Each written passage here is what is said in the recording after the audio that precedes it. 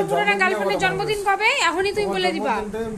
হ্যাঁ তুমি আমার জন্মদিন ভুলে যাও, বিবাহ বার্ষিক ভুলে যাও, গার্লফ্রেন্ডের বাড়িতে কি করতেছো? আমার নতুন আইডিটা তুমি এনে পাচ্ছ কেন? এটা নতুন আইডিটা আমার কাজ করতেছো তুমি, নিজে তো একটা কিনে দাও না, আবার আমি কিনে আনি আর তুমি এগুলো নষ্ট করো। তাও কি এটা আমার বই নিয়ে দিচ্ছে আমারে। যাই হোক পয়সা দাও, পয়লা বৈশাখে শপিং করতে যাবো না। দেরি আছে কিটা দেরি আছে তো, তাহলে আমি দেব না তো। দেরি আছে, পয়সা নেই। দিব না কেন? টাকা নাই, দেব না কেন? তোমার কোনো সময় পয়সা থাকে না?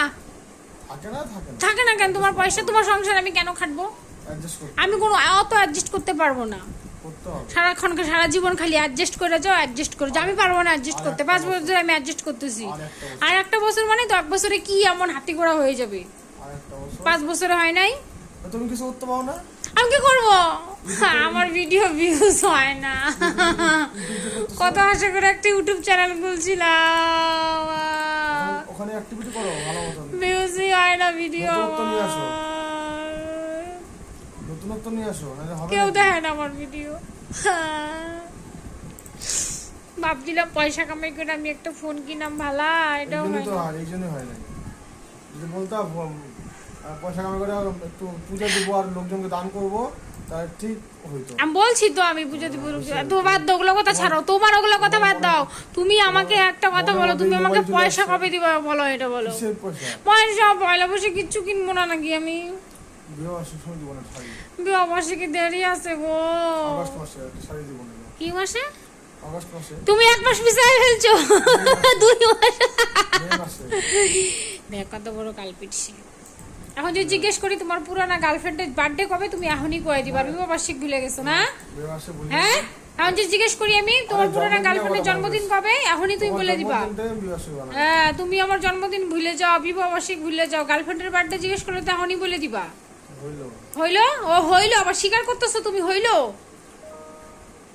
দাও দাও পয়সা দাও। আমি কালকে যে মিলিয়ে আসবে বলছে আলিপুরে, আমি যাব, তোমার যাইতে হবে না। তুমি যাইতে চাও না তো আমার সাথে, তোমার যাইতে হবে না, আমি আর মেয়ে চলে যাব। পয়সা দিও, যাওয়ার সময় কালকে পয়সা উঠাই দিয়ে যাবো।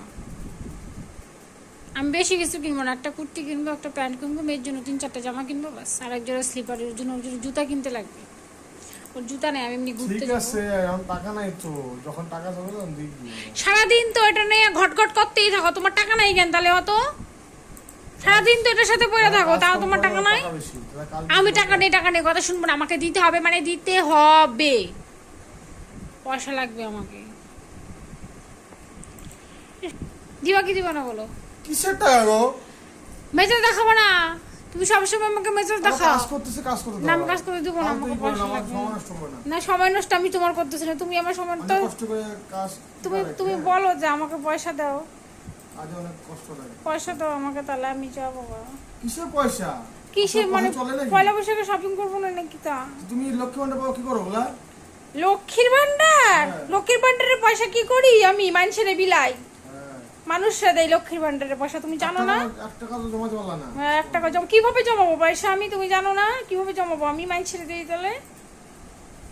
লক্ষ্মীর ভান্ডারের পয়সা কথা ফুটা করবো না, মানুষের পয়সা আশা করো কেন? নিজে তো কোনোদিনও মাস গেলে 1 টাকা হাতে দাও না।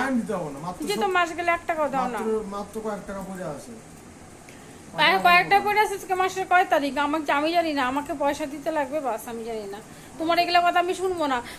তোমার কাছে কি সবসময় চাই নাকি? পয়লা বৈশাখ আর হচ্ছে কি বলে পূজার সময় তোমার কাছে চাই। তুমি কি আমার হামাগুড়ি হাতি ঘোড়া দেওয়া? পূজার সময় দেই, আমাকে দিতে লাগবে, আমি জানি না।